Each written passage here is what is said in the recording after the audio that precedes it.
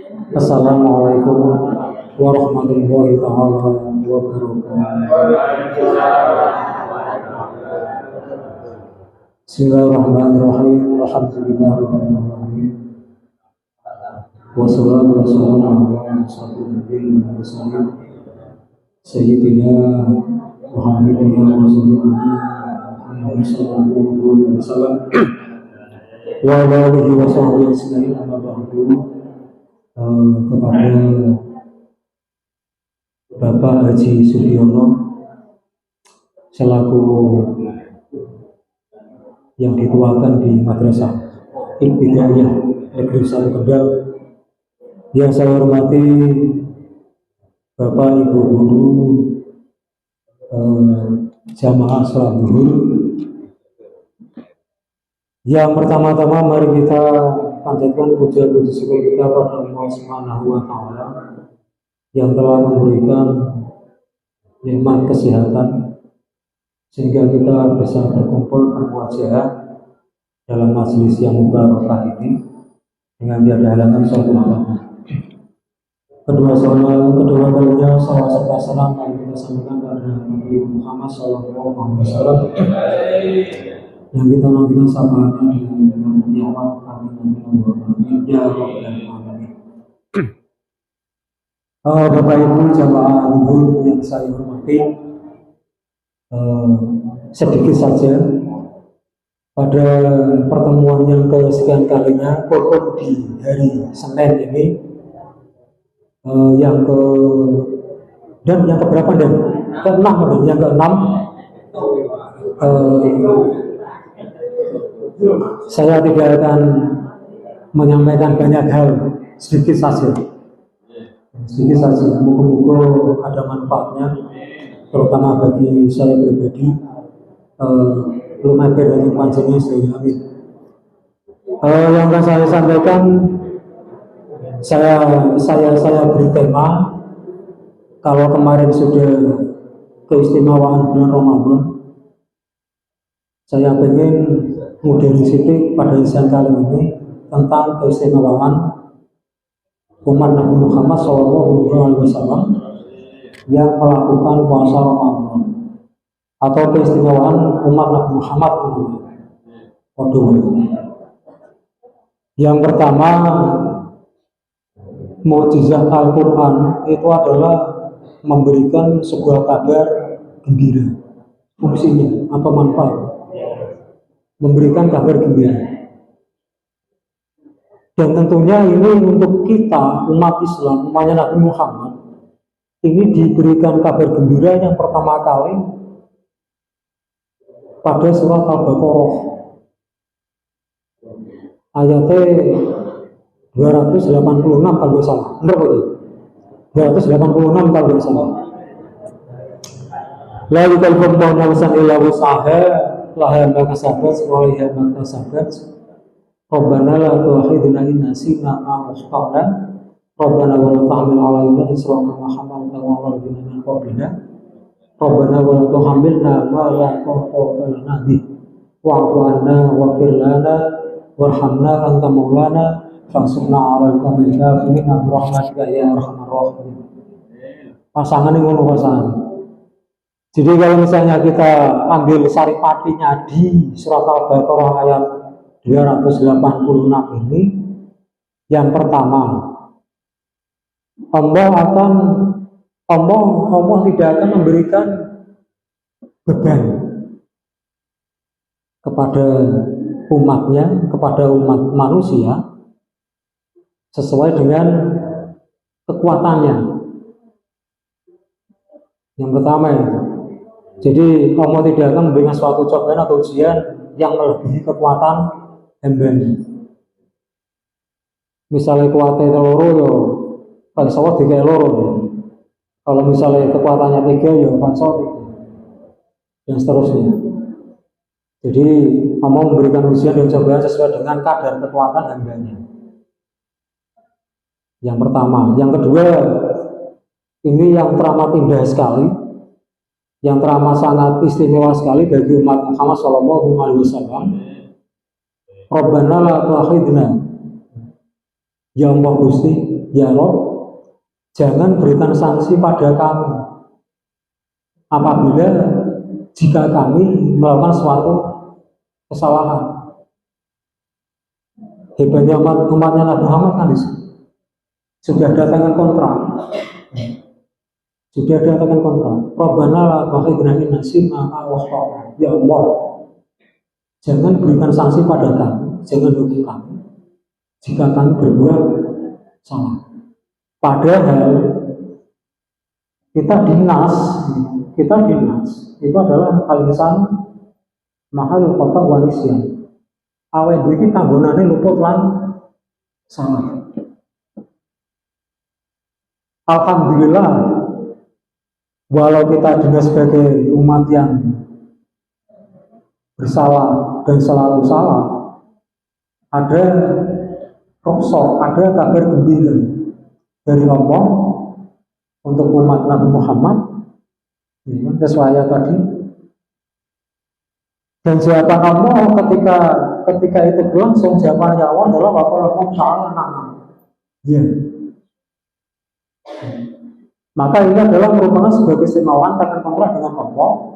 Allah tidak akan menghukum umat manusia, khususnya umat Nabi Muhammad, ketika berbuat salah.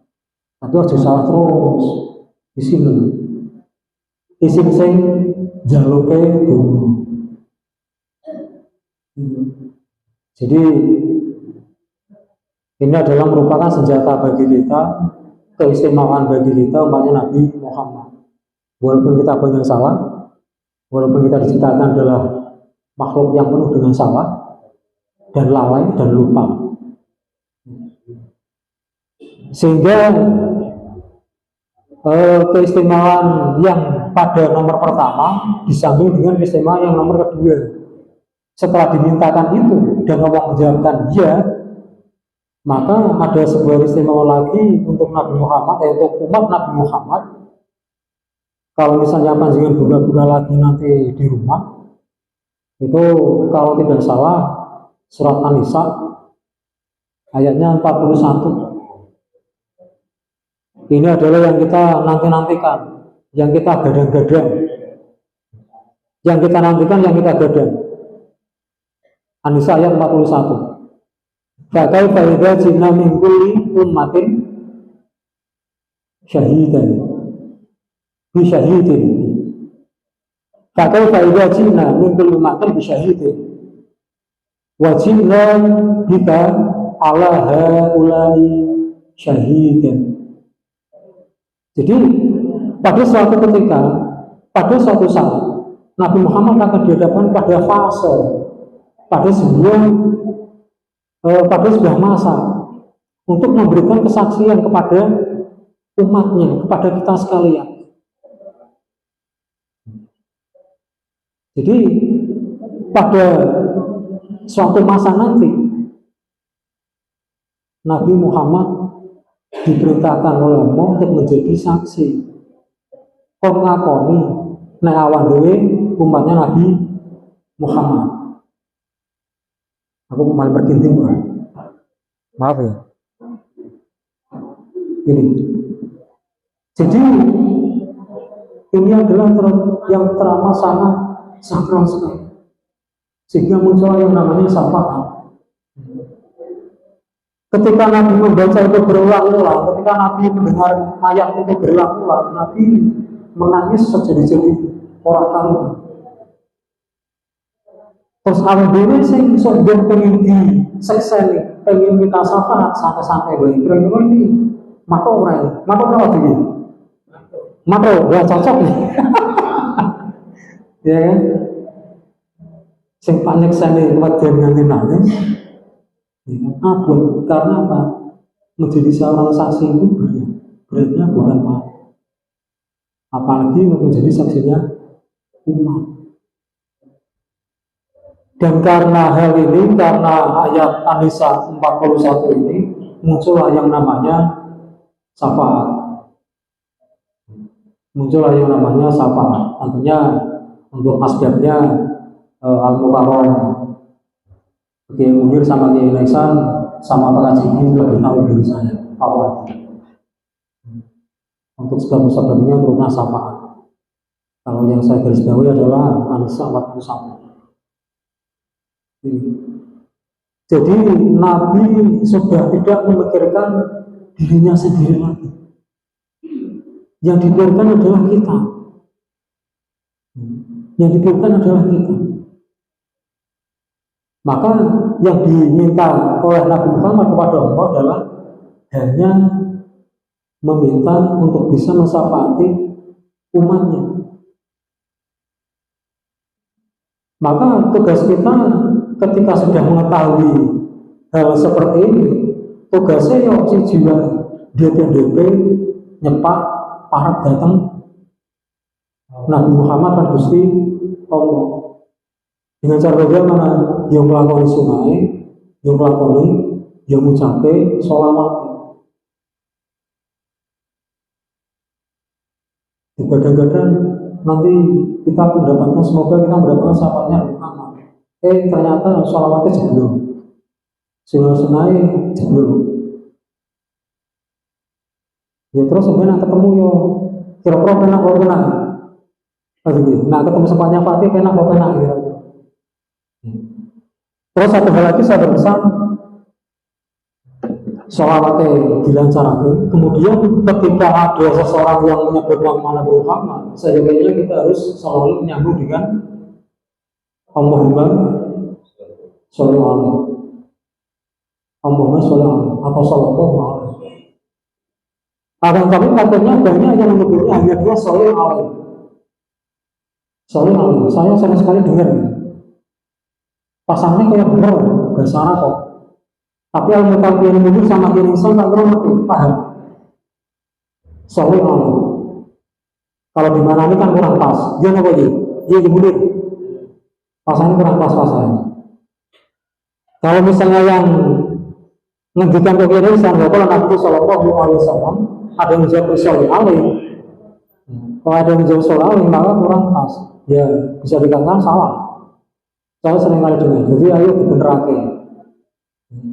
Kalau misalnya kok mau dijawab dengan yang terama sangat pendek, paling tidak jangan sampai meninggalkan dhamir mustakir, harus ada, sehingga kalimatnya akan menjadi sallallahu alaihi atau Allahumma sholli alaihi. Pasalnya muatan maksudnya. Jadi yang pertama dapat kita simpulkan bahwa kita sebagaimana Muhammad sudah tekan kontra dengan Allah, dan tidak akan diberikan adab atau sanksi ketika kita berbuat salah. Tapi ya jangan terusan. Kemudian yang kedua kesimpulannya, ketika kita hendak memohon meminta syafaat Nabi Muhammad, paling tidak sunnah yang dilakoni ayo bareng. Kemudian sholawatnya, karena sholawat satu kali Allahnya dapat, Nabi Muhammadnya dapat. Man sholla alaiya marratan sallallahu biha asyara. Mata apa sih? Ya. Man sholla alaiya marratan sallallahu biha asyara. Yang satu orang gelem maca sholawat pisan, maka dibalas dengan kebaikan 10. Yang satu orang gelem maca sholawat 10 akan dilipatkan, akan dibalas dengan 100 dan seterusnya. Jadi sholawatnya monggo ketika kita berharap syafaat dan memang benar-benar sebenarnya nak ketemu yaitu syafaat. Karena Nabi akan menghadang kita sehingga aku mati, bukan dia aku. Karena Nabi juga selalu berdoa ketika semuanya akan digiring antara surga dan neraka. Ini masyhur bahasanya, bukan masyhur, masyhur.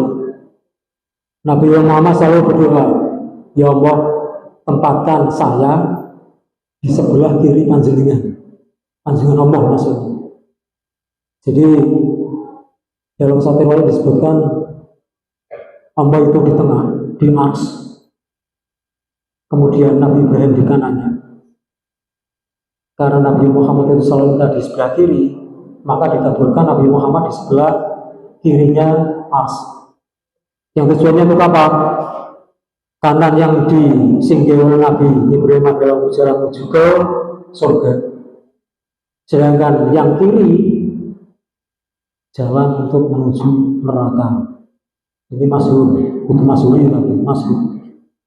Jadi disitulah Nabi Muhammad akan menghadang para umatnya buat menawa ono sing nyasar ini. Maka kan yang dapat saya sampaikan, Allahumma shalli wa sallim wa barik ala sayyidina Muhammad. Allahumma shalli wa sallim Muhammad. Allahumma shalli wa sallim wa barik ala sayyidina Muhammad. Assalamualaikum warahmatullahi wabarakatuh.